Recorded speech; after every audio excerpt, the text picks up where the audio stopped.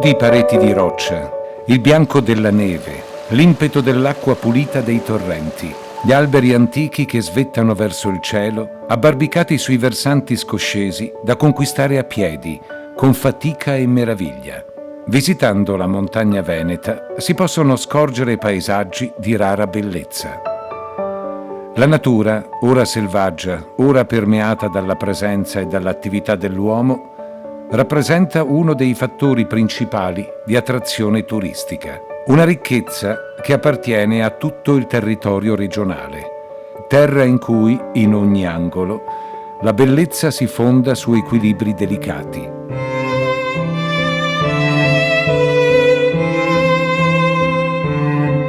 Questo vale per l'ambiente lagunare, per i corsi d'acqua che si snodano tra i palazzi dei capoluoghi, per le colline rigate dai filari delle vigne.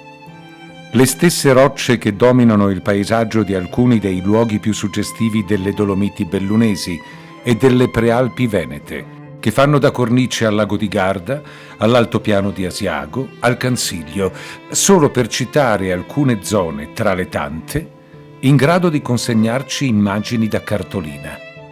Luoghi fantastici che non sono tuttavia immutabili. Il cambiamento costante dell'ambiente naturale fa parte del gioco ed è anche il motivo per cui oggi possiamo godere di alcuni panorami unici. La morfologia del territorio della regione Veneto è estremamente varia, si è formata per due strade. Una è ovviamente la storia geologica del Veneto che ha determinato l'area di esistenza dei vari complessi rocciosi e la loro posizione spaziale. L'altra è la continua erosione a cui questi complessi rocciosi sono stati sottoposti. Un altro fattore molto importante sono i fenomeni franosi che modificano sostanzialmente, talora in maniera impulsiva, talora in maniera lenta, il paesaggio. Dalle cime delle montagne alle campagne dei fondovalle, una presenza costante e preziosa si muove, a volte silenziosa, a volte turbolenta, nel territorio. È l'acqua che dai rivoli montani si riversa in ruscelli e torrenti, milioni di metri cubi d'acqua che si incontrano e si sommano nel Piave.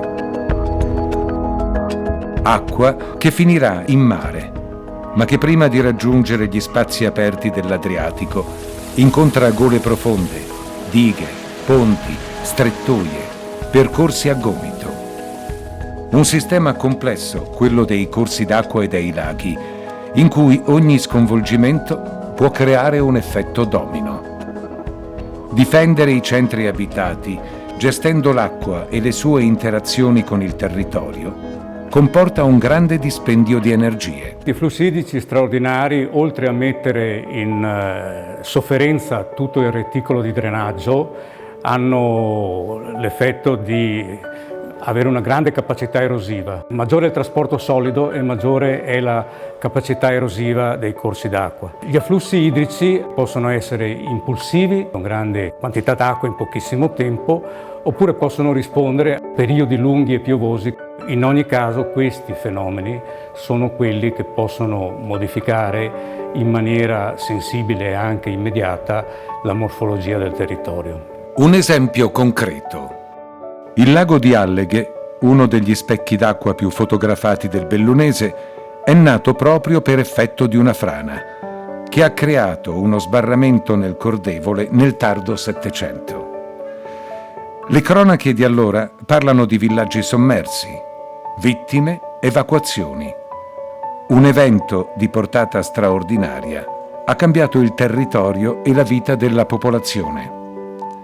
È quanto successo anche con Vaia, la grande tempesta che tra ottobre e novembre 2018, dalle prime piogge alla chiusura della fase emergenziale, ha costretto in primis i bellunesi, ma anche gli abitanti delle province contermini, a fare i conti con la forza della natura più spietata.